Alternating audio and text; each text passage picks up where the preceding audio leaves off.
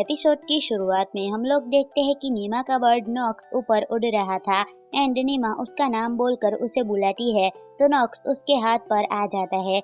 Less बोलता है ये नॉक्स को ट्रेनिंग करवा रही है, लेकिन इन्होंने काफी प्रोग्रेस कर दिया है। नीमा तो बहुत सारे सरप्राइजेस से भरी हुई है। वो नीमा को कहता है हम नॉक्स को कल और ऊपर उड़ाए तो कैसा रहेगा, जिस पर नीमा सैड हो जाती है। डैन पूछता है क्या हुआ। नीमा कहती है शायद मैं अब यहाँ पर और नहीं आ पाऊंगी क्योंकि कल से मेरी पढ़ाई शुरू होने वाली है। इसके बाद नीमा अपने घर पर बुक पढ़ रही थी, तभी मार्जेस उसके लिए ट्यूटर लेकर आते हैं। वो लेडी कहती है मेरा नाम अनाले डेसा है। नीमा उसे देखकर सोचती है ये लेडी कितनी परफेक्ट है, perfect minimal makeup, proper clothes और हेयर भी। ये तो बिल्कुल पिक्चर परफेक्ट लेडी है। फिर वो उसे अपना इंट्रो देती है एंड वो लेडी उसे बड़ी अजीब तरीके से देखती है। फिर मार्जेस वहाँ से चले जाते हैं और उसके जाते ही डेसा बोलती है नीमा तो पहले हम तुम्हारी मैनर ऑफ स्पीच पर काम करेंगे। नीमा सोचती है ये क्या है। डेसा कहती है तुम्हारे बटलर मार्जेस के हिसाब से तुम अपने पेरेंट्स को मामा और पापा कहती हो, जिस पर नीमा अपना सर हिला रही थी। तो डेसा उसे जोर से मार देती है और कहती है मैं प्रॉपर रिस्पॉन्स सुनना चाहती हूँ। तो नीमा उसे घूरने लगती है। डेसा कहती है तुम मुझे ऐसे घूर क्यों रही हो, तुम एक नोबल लेडी हो, तुम्हें किसी भी सरकमटेंसेस पर अपने इमोशंस को बाहर नहीं आने देना चाहिए। तभी वहाँ पर मार्जेस आ जाता है। वो कहता है ओहो तुम दोनों तो बात भी करने लग गए। डेसा कहती है हाँ हम दोनों बहुत जल्दी दोस्त बन जाएंगे। और नीमा सोचती है ये लेडी पक्का मेरी दुश्मन है। तो मेरा एनाले के साथ स्पार्टन लेसन शुरू होता है। उसके बाद डेसा उसे हर बात पर टोकते हुए मारती है, जैसे कि उसकी स्माइल के कारण या फिर खराब पोस्चर के कारण। लास्ट में बोलती है आज के लिए इतना काफी है। वो कहती है तुम बेसिक्स तो जान ही गई हो, लेकिन अभी भी मुझे तुम्हें और भी बहुत कुछ सिखाना बाकी है। मैंने राल्फ और कार्ना को भी बहुत कुछ सिखाया है और वो दोनों काफी टैलेंटेड स्टूडेंट्स हैं। मैं तुम्हें भी प्रॉपर लेडी बनाकर रहूंगी। इसके बाद नीमा अपने कमरे में बैठी हुई थी और वो काफी थक चुकी थी। वो सोचती है ये काफी अनोइंग है, मुझे नहीं लगता उसने राल्फ और कार्ना को ऐसे सिखाया होगा। कहीं वो मुझे पागल तो नहीं बना रही ना। शायद मैं पापा को ये बात बताऊंगी तो वो उसके बारे में ध्यान रखेंगे, लेकिन इसका रिजल्ट मुझे पता है कि क्या आएगा। ठीक है मैं उसे जीतने नहीं दूंगी। अगले दिन वो फिर से उसे मारती है कि तुम्हें कितनी बार कहा है इसे ठीक से करो। और नीमा पहले तो कोई रिस्पॉन्स नहीं देती है, फिर वो स्माइल करके बोलती है आपके गाइडेंस के लिए शुक्रिया, मैं आगे से ध्यान रखूंगी। जिस पर डेसा हैरान होकर कहती है अच्छा हुआ तुम समझ गई। नीमा सोचती है मेरी बिजनेस स्माइल को अंडर एस्टिमेट मत करना। इसके बाद डेसा कहती है अब हम हिस्ट्री पढ़ेंगे एंड नीमा अभी भी स्माइल कर रही थी और सोचती है मैं ऐसे कब तक करती रहूंगी। फिर रात में नीमा थोड़ा सा ही डिनर करके उदास होकर वहाँ से चली जाती है। उसे देखकर ये सब हैरान हो जाते हैं। नीमा के डैड बोलते हैं नीमा को क्या हुआ है, वो हमेशा अपनी प्लेट पूरी खत्म कर देती है। कार्ना बोलती है शायद उसके पेट में दर्द हो रहा होगा। इसके बाद नीमा के पास उसकी मम्मी आकर उसे पूछती है नीमा तुम्हें अच्छा नहीं लग रहा हो तो हम डॉक्टर के पास चलते हैं। नीमा बोलती है नहीं मैं बिल्कुल ठीक हूँ। उसकी मॉम बोलती है अगर फिर भी तुम चाहो तो। और नीमा वहाँ से भाग जाती है कि मुझे कुछ नहीं हुआ है। अगर मैंने मामा को बता दिया तो वो मुझे अकेली नहीं छोड़ेगी। तभी राल्फ उसे पकड़कर उठा लेता है। नीमा बोलती है यहाँ पर मैजिक यूज नहीं करना चाहिए। राल्फ कहता है तुम मामा को जो कहने वाली हो उसके बारे में फिर से सोच लो। और वो सामने देखती है तो उसकी मॉम उसके सामने ही थी। नीमा सोचती है ये तो डेसा से भी ज्यादा 10 बिलियन टाइम्स डरावनी है। नीमा की मॉम बोलती है तुम्हारा ऐसा बिहेवियर डेसा के कारण है ना, तुमने मुझे पहले क्यों नहीं बताया। नीमा कहती है क्योंकि मैं अपनी लड़ाई खुद लड़ सकती हूँ। उसकी मॉम बोलती है तो तुम नहीं चाहती कि हम इंटरफेयर करें, क्या तुम्हारे पास डेसा को हराने की स्ट्रेटेजी है। वो परफेक्ट लेडी के तौर पर जानी जाती है, तो तुम उसे बातों से ठीक नहीं कर पाओगी। अगर तुम उसे चैलेंज करती हो तो तुम्हें अपने टर्म्स पर चलना चाहिए, वरना तुम्हें चांस नहीं मिलेगा। नीमा डेसा से सब कुछ सीख लेना और अपने ओपोनेंट के बारे में भी जान लेना, वरना वो इस लड़ाई को सीरियसली नहीं लेगी। उसके बाद राल्फ उसके ऊपर एक स्पेल कास्ट करता है। इससे नेमा को बहुत अच्छा महसूस होता है। राल्फ कहता है, तुम्हें कभी भी ऐसा फील होता है तो मैं अपने मैजिक से तुम्हें हील कर दूंगा और मैं तुम्हारा डांस पार्टनर भी बनूंगा और मैं इंटरफेयर भी नहीं करूंगा। नेमा की मॉम बोलती है, हम इस बात को तुम्हारे डैड और कार्ना से सीक्रेट रखेंगे। फिर 1 साल बाद का सीन दिखाया जाता है और नेमा जब आती है तो उसके डैड उसे देखकर बहुत खुश हो जाते हैं। वो अब बहुत कुछ सीख चुकी थी, उसने अब मैनर्स भी सीख लिए थे और वो परफेक्ट बन चुकी थी। नेमा के डैड उसकी तारीफ करती है कि तुम्हारा तो कोई जवाब नहीं, जिस पर नेमा कहती है ये सब तो डेसा मैम की वजह से हुआ है। डेसा खुश होकर कहती है, मुझे नेमा पर गर्व है। फिर नेमा डेसा को देखकर अपनी मॉम की बात याद करती है कि तुम्हें अपने ओपोनेंट को जान लेना चाहिए। उसके बाद वो पॉल के पास आती है और डेसा के बारे में पूछती है तो पॉल उसे एक पेपर देकर कहता है, जब हम उसे हायर कर रहे थे तब मैंने उसकी डिटेल्स के बारे में रिसर्च की थी। वैसे उसमें कुछ गलत नहीं लगता, लेकिन उसके रिलेटिव्स काफी स्ट्रॉन्ग बिलीवर है चर्च ऑफ डिवाइन क्रिएशन के। नेमा सोचती है चर्च ऑफ डिवाइन क्रिएशन का प्रीस्ट उसे अपने साथ ले जाने वाला था। वो कह रहा था कि वो गॉड का मैसेंजर है। अगले सीन में नेमा पढ़ रही थी। वो पूछती है, मैंने सुना है साउथ वेस्ट के इकोक्स काफी स्ट्रगल कर रहे हैं क्योंकि वहाँ पर अकाल पड़ गया है।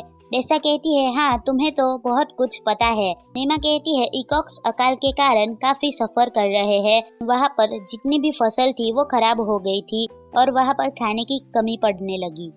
वहाँ के लोग नेबरिंग नेशंस और चर्च में मदद मांगने के लिए गए तो किंगडम और बाकी 2 कंट्रीज ने उनकी मदद करी, तो चर्च ऑफ डिवाइन क्रिएशन ने उनकी मदद क्यों नहीं की? डेसा कहती है, इकोक्स ने गॉड को गुस्सा दिला दिया है, तो गॉड के मैसेंजर चर्च ऑफ क्रिएशन के मेंबर्स उनकी मदद करते हैं तो गॉड उन पर गुस्सा हो जाएंगे। नेमा कहती है, तुम इतनी श्योर कैसे हो कि वहाँ पर जो अकाल हुआ है वो गॉड की पनिशमेंट है? डेसा कहती है, क्योंकि हमारे प्रीस्टेसिस को गॉड की तरफ से डिवाइन रेवोल्यूशन मिली है। नेमा सोचती है शायद ये बात झूठ है। वो कहती है, सभी इंसान तो गॉड ऑफ क्रिएशन से ही बने हैं, वो उन्हें पनिशमेंट देकर मारेंगे क्यों? डेसा कहती है, इकोक्स बार्बरिक कंट्री है, वो बीस्ट पीपल को पसंद करते हैं, क्या पता ये उनकी प्लानिंग हो। नेमा पूछती है, क्या आप इकोक्स के किसी पर्सन या फिर बीस्ट पीपल से मिले हो?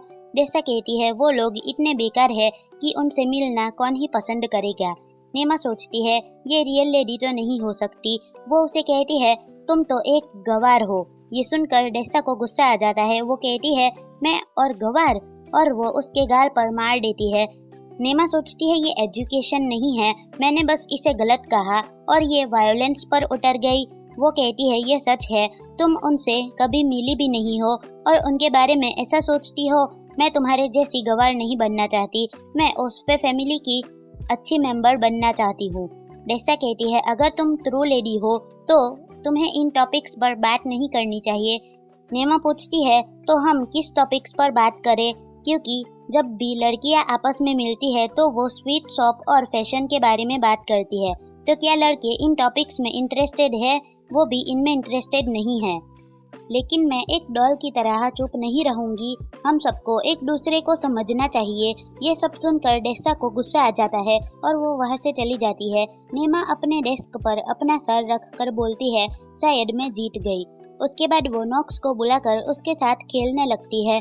वो हमें कहती है कि जब डैड को डेसा के बारे में पता चला तब उन्हें काफी गुस्सा आया, लेकिन मैंने उन्हें समझाया कि ये लड़ाई सिर्फ मेरी है तो मैं ही लड़ूंगी। तो डैड मान तो गए, लेकिन उन्होंने डेसा को वार्निंग दी कि वो मुझे ना मारे और डेसा उनसे माफी मांगती है। उसके बाद वो नेमा को अच्छे से ट्रीट भी करती है। नेमा बहुत कुछ सीखती है और अब उसे मजा भी आता है। उसके बाद वो जानवरों से खेलने लगती है। उसके बाद उसके डैड उसे कहते हैं, हमें नॉर्थर्न टेरिटरी में जाना होगा क्योंकि हमारी फैमिली इस किंगडम के नॉर्थर्न लैंड की इंचार्ज है। मुझे वहाँ पर जाकर सब कुछ चेक करना होगा। अब तुम 5 साल की हो गई हो और सब कुछ सीख रही हो, तो क्या तुम मेरे साथ वहाँ पर आना पसंद करोगी? वहाँ पर तुम्हें और भी बहुत कुछ सीखने को मिलेगा। ये सुनकर नेमा खुश हो जाती है और कहती है, हाँ मैं चलूंगी। वहाँ पर तो स्नो और बहुत सारे फ्लफी एनिमल्स होंगे।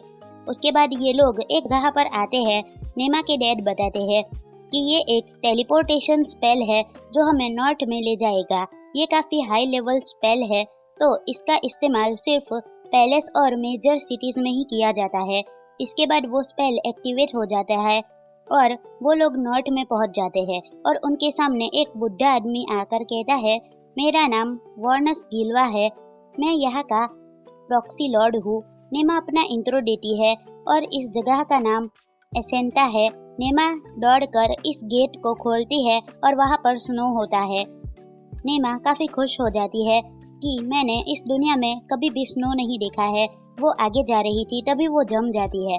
उसके डैड उस पर मैजिक करके उसे ठीक कर देते हैं और कहते हैं तुम्हें गर्म कपड़े पहन लेने चाहिए। तो नेमा गर्म कपड़े पहन लेती है। इसके बाद वो लोग अपने कैरेज में बैठ जाते हैं और उन्हें अपनी डेस्टिनेशन पर पहुंचने में रात हो जाएगी। वो लोग रास्ते में काफी खेलते भी है। नेमा के डैड कहते हैं नॉर्थर्न टेरिटरी का 1/3 हिस्सा माउंटेन रेंज में आता है। यहाँ पर काफी ठंड होती है, फिर भी बिजनेस पर कोई फर्क नहीं पड़ता है। माउंटेन्स लंबर प्रोवाइड करते हैं और प्लेन्स के पास डेयरी फार्म है और कैपिटल के पास क्रॉप्स है जो ठंड में भी सरवाइव करते हैं। हर रीजन जरूरत के हिसाब से अडप्ट करती है। ये सुनकर नेमा खुश हो जाती है कि मुझे काफी टेस्टी खाना और रेयर एनिमल्स देखने को मिलेंगे। फिर वो लोग अपनी डेस्टिनेशन पर पहुंच जाते हैं। उस जगह का मेयर उनका स्वागत करता है और नेमा बाहर देखकर सोचती है यहाँ पर स्नो क्यों नहीं हो रही।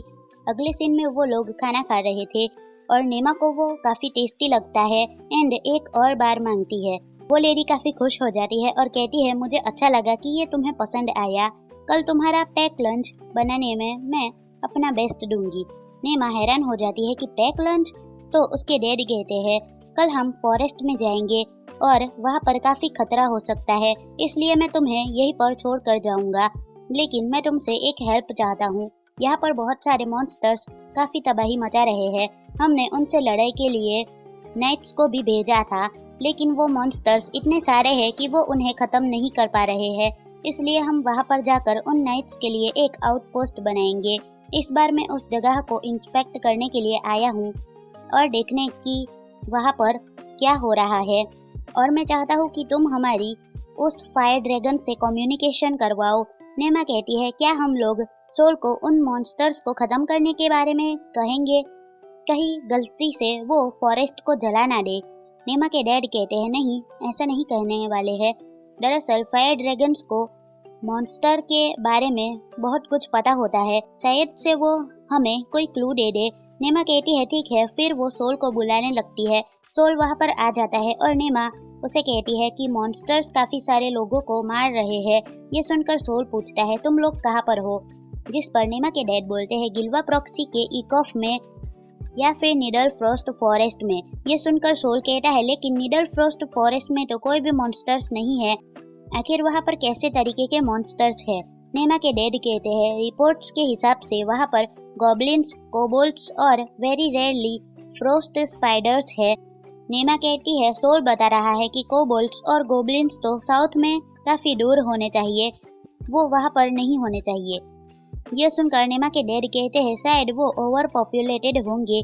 तो वहाँ पर एक बंदा था जो बोलता है ये तो काफी अजीब बात है कि सारी रिपोर्ट्स इसी जगह से आ रही है।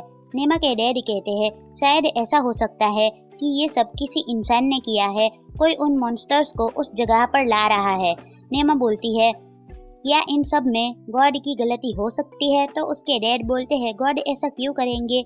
वो कहते हैं इस जगह पर बैठे रहने से कुछ नहीं होने वाला, कल सुबह हम फॉरेस्ट में जाकर पता लगाएंगे कि हो क्या रहा है, और सब लोग तैयार हो जाते हैं। और ये एपिसोड यहीं पर खत्म होता है। तो मिलते हैं नेक्स्ट वीडियो में, बाय।